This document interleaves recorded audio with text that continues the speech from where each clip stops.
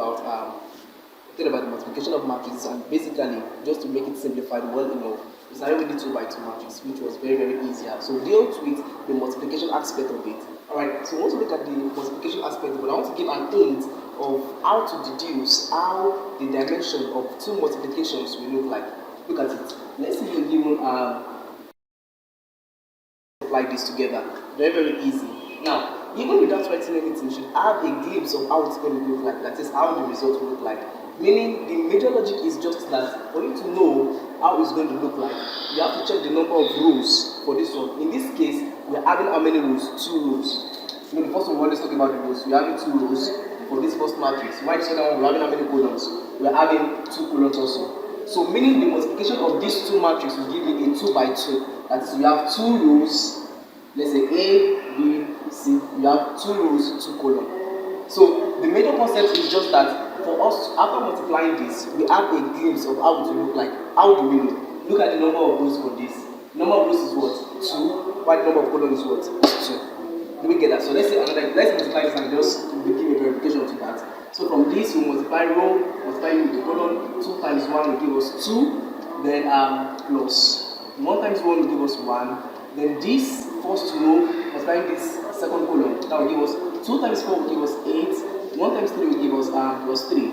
Then this second row, multiply this first column, that will give us 3 times 1 gives us 3.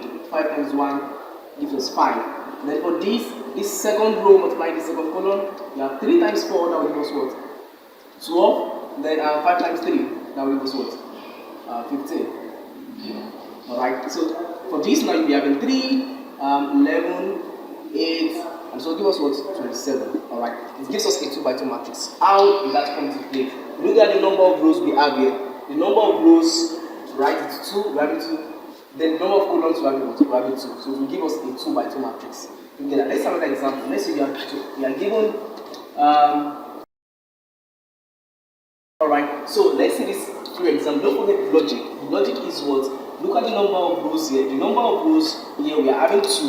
The number of columns here we are having 2. So we know it gives us what? A 2 by 2 as our result. We got this. Now for this now, we're having a 2 by 2, then a 2 by 1 matrix. Alright, so in having a glimpse of how the result will look like, don't forget how many. No, the number of rows here is what? It's 2. And the number of columns here is just what? It's just 1. So meaning by the time I'm through with the multiplication of this, I should get a 2 by 1 matrix. That's just the logic. So it's just like a mental sum.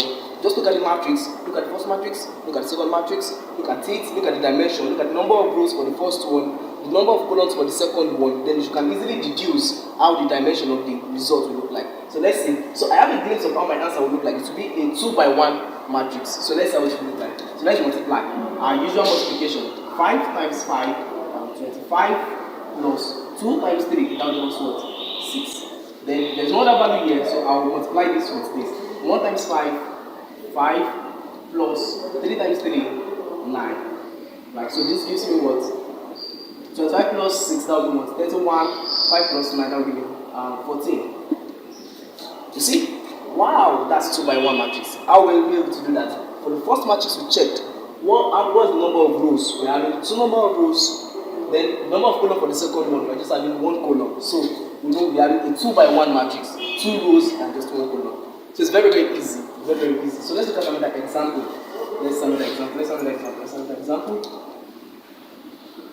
Alright, so let's see another similar example. Different from this, for this we have a 2 by 2 multiplying a 2 by 1 matrix. But for this now, we are having a 1 by 2. That is, whenever you hear, I hope you still remember that the way we pronounce it is always the row before the column. So if I say 2 by 1, it means 2 rows, 1 column. If I say 5 by 3, it means what? 5 rows, 3 columns. You understand? Alright. So in this case now, we are having a 1 by 2. Meaning we are having just 1 row, then 2 columns. So a 1 by 2 multiplying a 2 by 1. That is, we are having 2 rows and we are having just 1 column. So let's see the multiplication of this. You should have a glimpse of how it will look like. Don't forget, what's the principle? The principle is the number of rows here. How many number of rows do we have? 1. How many number of columns do we have in 1? So meaning I should get a 1 by 1 matrix at the end of the day. So let's see truly our principle will work for this. So let's look at it. Our normal multiplication, multiply this, matrices together. 2 times 0, 0,